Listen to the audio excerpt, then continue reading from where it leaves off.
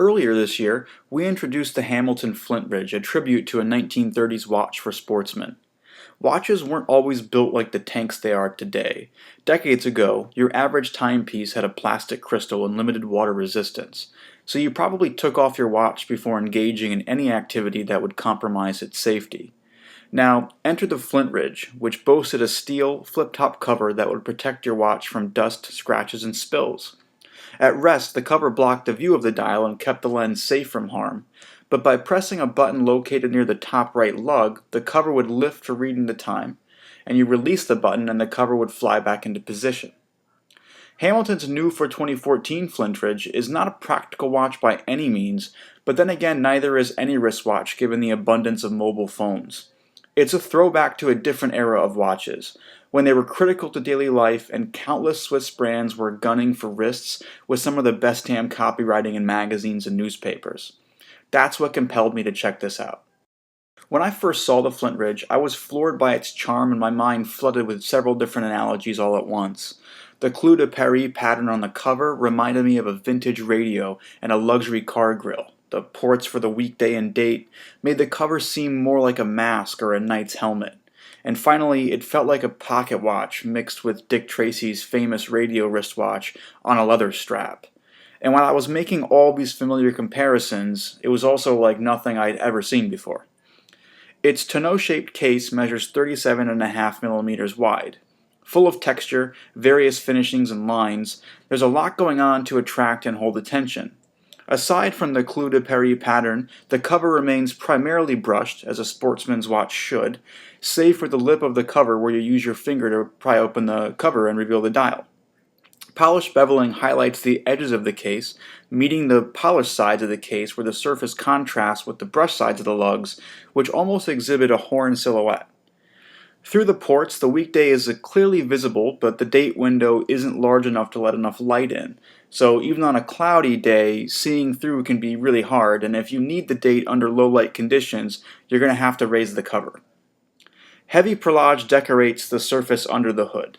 Through the slightly domed sapphire crystal, the silver dial explodes with Jazzmaster design cues and continues to exhibit just as much texture as the flip-top cover. Overall, it's an elegant and symmetrical execution with a guilloche inner dial and a circular grained outer dial with polished and applied luminous markers, again done in true Jazzmaster fashion. Turn the case over and you can see Hamilton's caliber H40, one of several new movements developed by ETA for Hamilton featuring a whopping 80-hour power reserve, which is a true convenience for those used to 38 to 42 hours in your standard automatic watch. I don't consider the Flintridge to be an ideal everyday watch, and it's unlikely you'd wear it several times a week, so I can't say you could put this thing back in the watch box on Friday night and pick it up Monday morning and it'll still be going. However, this movement will eventually make its way to more practical and traditional Jazzmasters, where it will be a pragmatic win for buyers who really hate resetting and winding their watches.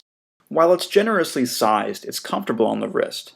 Weighing in at only 98 grams, it seems like its case size would suggest it weighs more. It's 13 millimeters thick, with a lug-to-lug distance just a hair under 50 millimeters. So while it may find its way beneath a shirt cuff, it will intimidate smaller wrists. I personally have a wrist measuring 6 3/4 inches, and 50 millimeter case heights is typically as large as I'm willing to go. I love the gray color of the strap, but it's stiff alligator grain that will take some continuous wear to break in. Normally, I don't fault Hamilton for taking this route on a watch given their usual price range, but for a limited edition of 999 pieces, I'd have liked a higher quality strap, even if that means a price increase. With a 22 millimeter lug width, aftermarket leathers are certainly a viable option if you can't come to terms with the stock strap. The signed, brushed and polished deployment buckle, however, is superb. For 2014, Hamilton introduced a new deployment buckle that looks and feels like it should be on a much more expensive watch. Its silhouette is subtly H-shaped, a reiteration of the brand itself that's nothing shamefully obvious like some of their previous pin buckles. It's certainly a unique looking watch, but it's still versatile. Pairing it with an everyday outfit is easy, but it's not the most practical wristwatch, and I personally found that I enjoyed wearing it around others, but not during times when I needed to check it out at the time a lot. At the office, for example, it will attract attention and spark conversation, but if you're in and out of meetings, then flipping the top can be tedious and more distracting or maybe even rude to others than checking your cell phone for the time. The Gents Hamilton Flintridge will be limited to 999 pieces and retail for $1,350. Usually, in reviews like this, I try to offer a couple of comparisons to evaluate the true cost-value ratio, but that's difficult in this case because the Flintridge is definitely more than just a three-handed Jazzmaster, and it's more nuanced than your average Heritage release. Frankly, $1,350 is a completely fair price for a limited edition watch that stands alone and speaks for itself as one of the most interesting novelties released this year. Hamilton's only real misstep here is the strap. I would have gladly paid a few hundred more for something nicer.